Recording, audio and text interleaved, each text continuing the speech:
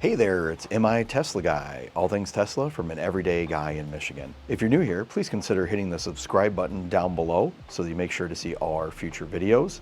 Now, if you're looking at a Tesla or you own one, obviously it's very, very important for you to be able to charge it because you need the go juice if you're going to be able to drive your car. So I thought I would make a video showing you some of the most common and most popular ways to charge your Tesla. Let's get charging.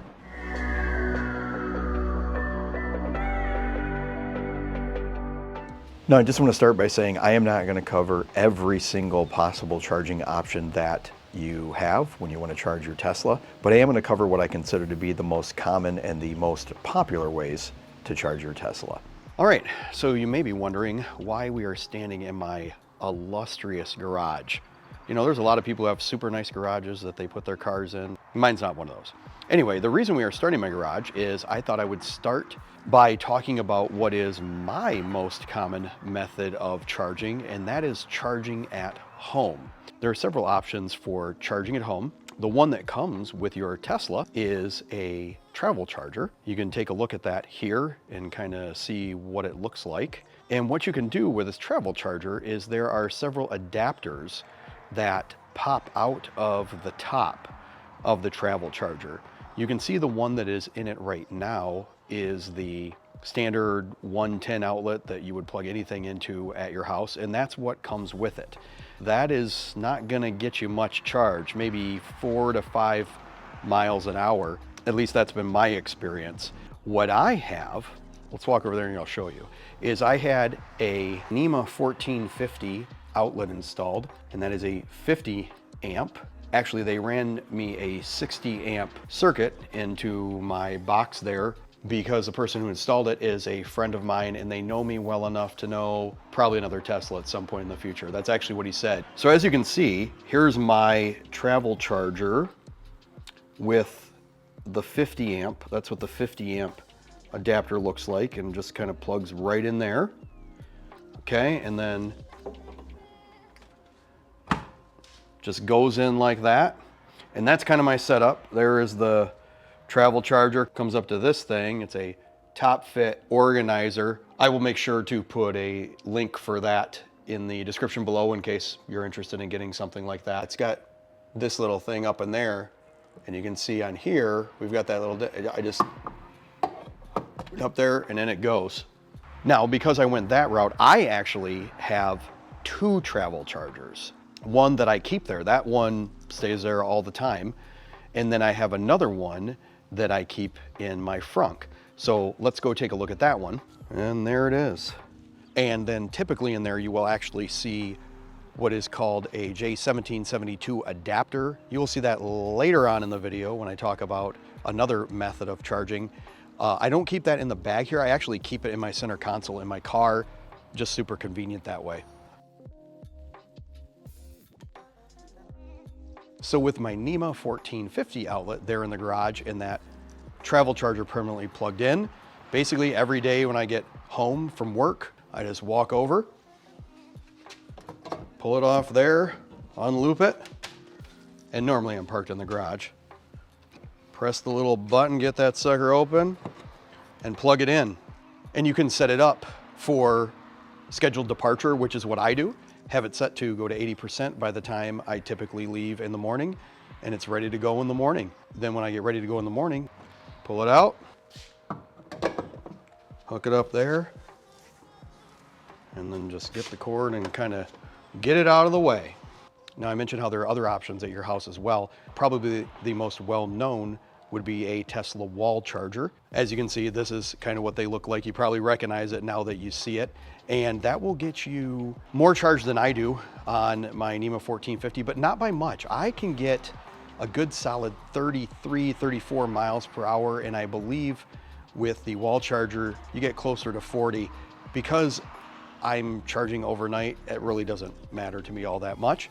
But I gotta admit, the wall chargers look much, much cooler. Then you also have other level 2 charging options, which is what a wall charger would be considered, such as a juice box, and I know there's other ones out there.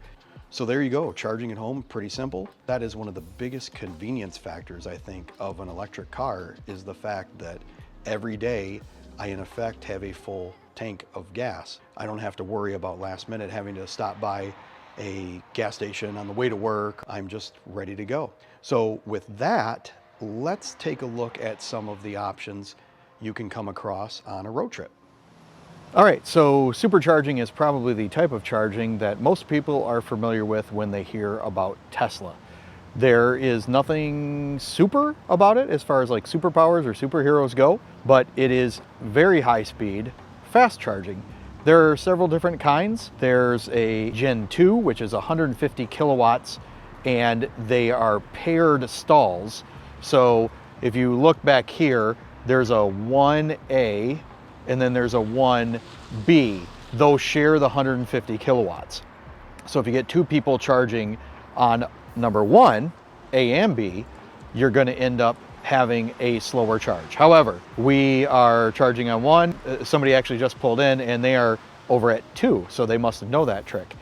So let's take a look at a supercharger and I'll show you how you get all hooked up and then kind of what it shows you on the screen as far as speeds of charging.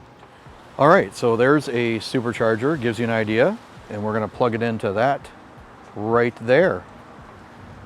So you just grab charging handle, hold it in front of the thing, press the button, it'll open it, plug it in, and then it's going to blink blue, blue, blue, and when it goes green, that means we're charging. And unfortunately, somebody just pulled in to 1B, so I am going to lose some charging. Waiting for it to go green. Now we're charging. Let's go in the car and see what that looks like. All right, so in the car, you can see we're charging. Unfortunately, not getting a very good charging rate, which occasionally does happen because of that message, which is because of the person who just pulled in next to us. Like I mentioned, we will let this thing go, see what it can do. This supercharger is at a Meijer. Meijer, for those of you who are not in Michigan, is a big supermarket, like a Kroger in other areas of the country, thing like that. So we're gonna go in and hit the restrooms, see if there's any snacks we wanna get, kind of walk around for a little bit.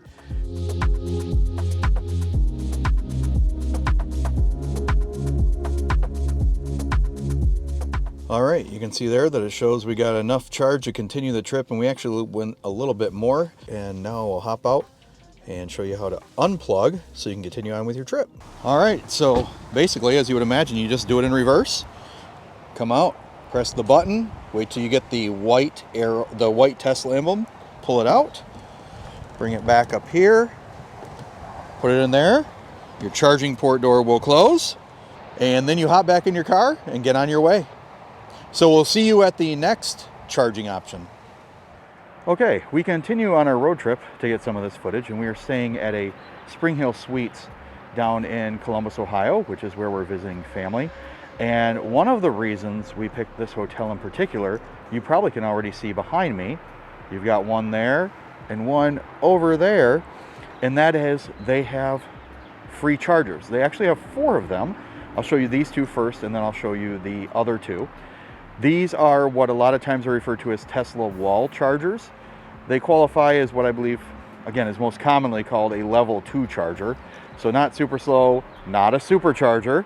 And I will throw up a screenshot of my phone on the screen right now, just to kind of show you what the charge rate and everything was. I was pulling around 7 to 8 kilowatts. The nice thing is, you just back in, just like you do with the superchargers, plug in, and it starts charging. So we did that when we got in last night, plugged in, wake up this morning, and it's at my 90% charge that I had set it at. It's the same kind of plug and everything that you find at a supercharger, but I will show you real quick what it looks like.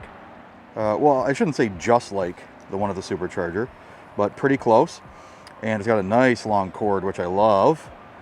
And it goes up into the wall charger. Now, like I said, these wall chargers are actually something you can buy for at home and have installed. They have different generations. You can go to the Tesla website, find out more information about them. I believe the current generation of these actually has a Wi-Fi connection. You can connect via Wi-Fi and everything like that. So that is the wall charger option here at the hotel. Let me walk over and I'll show you the other option. All right, and these are the other 2 chargers you can see back behind me there and on the other side. over there. These would also be level 2 chargers, but you'll see they look a little different. They're not specific to Tesla, which is fine because Teslas are not the only electric vehicle out there. But let me show you what these ones look like. And these ones, to charge in the Tesla, you're gonna need an adapter that looks something like this. So that's the Tesla end, and that's the end that plugs in. These have what's called a J1772. So we need to plug this adapter into that. So let me show you how that would work. So you can see there, that's what that one looks like. It's got a nice long cable too, so that's very nice. And then this is what the connector looks like on the end. And so you take this, put it in like that, and you heard that click, and now it's connected. Okay, so then what I would do is I would take this and I'd plug it into my car, and it will start charging. Typically at about the same rate as what I would get on a Tesla wall charger. And then to undo it, you just press up on this. You can see it lift that little thing up, and then I just pull the adapter out. So those are a couple more examples of the types of charging options you may be able to use while you are out and about. And we will show you some others here pretty soon. Okay, and here's another option, a similar option. We are at the Columbus Zoo right now. And the Columbus Zoo has several, you can see them back there, free chargers. And we are about to plug into one of those. These are the kind that require that J1772, which is the other kind at the hotel that I showed you. So let me show you these chargers, kind of how they work, and then how I hook up to them and the speeds involved. So that will give you an idea how they work. And the nice thing is it's free. I mean, the Columbus Zoo does not charge for these, which is kind of neat. This one's a little different in a sense because it's a charge point, which means I need to get into my charge point app and get it connected and get it authorized. So I'm going to do that with my watch and show you how that works. All right, so it's authorizing now. I don't know if you heard that, but there was just a click which releases this for me. And then I need to get my J1772 adapter out, which I'll do right now, and click into this.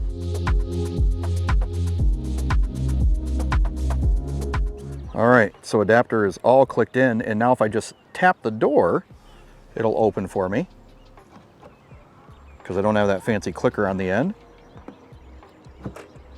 Put it in, you can see the blue there, and up here you can see how this is working, where it says it's charging, trying to connect. Come back here, and if you can see that, we got the blinking green, so it's charging. Now let's go check and see what's in the car. And if you look in the car, I've got it set to charge to 90%. It says that'll take 55 minutes, and similar to the one at the hotel, we're at 7 kilowatts. That's gonna be roughly 25 to 30 miles an hour. And then I will get notification both from the car and the ChargePoint app when this is done. So we are gonna meet with our family, have a fun day at the zoo, and we'll come back out here, unplug, and we'll be good to go. So there you have it, the most common ways to get your Tesla charged back up and on the road. Again, this is not exhaustive coverage of every possible option that is out there. For instance, there is one called Chatamo, which is a DC fast charger, and Tesla does actually have an adapter. I'll put it up on the screen right now, but that adapter is really, really expensive. It's cheaper than getting stranded on the side of the road, most likely, but it is still quite expensive, so I did not cover that one. And then for our friends who are watching in Europe or other areas of the world, I think Europe is the place that I have the most subscribers outside of the US. I believe the most popular is what's called CCS, and we have that here in the States as well. But unlike those in Europe and potentially other areas of the world, we do not have a Tesla official CCS adapter. Maybe someday, that'd be nice, but we don't as of now. So now that I've covered charging and what I consider to be the most popular, what do you think? What is your most common way of charging? Did I miss any? Did I forget ones that are really obvious or really convenient, or ones that you use all the time? Or maybe there's a tip you'd like to share about your Tesla charging experience. If you've got a comment, please consider putting it down in the comments down below. And again, if you got value out of this video or you enjoyed it, please make sure to throw me a thumbs up down below. And I look forward to seeing you on the next video.